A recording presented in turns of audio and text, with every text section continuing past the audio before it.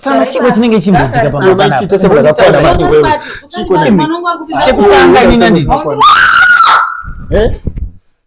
iwe chekutanga unoza panapa ndakauya ndakanzira kuripa iwe waditi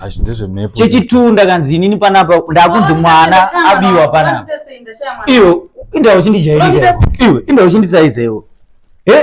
chituza aiwa uyu munhu ngataure tano uyu munhu mbona munhu ngataure kune hanzvadzi yangu iwe taura kune hanzvadzi yangu iwe ukumwanisa zvekutamba newe rewo misha waruwa misha ari kupi misha wari kupi iwe ndeone last scene ya misha utaura ndati misha ari kupi vanhu vakauya ndianani vakauya chimutora panapa sumuka kana chitaura newe sumuka vanhu vakamutora ndianani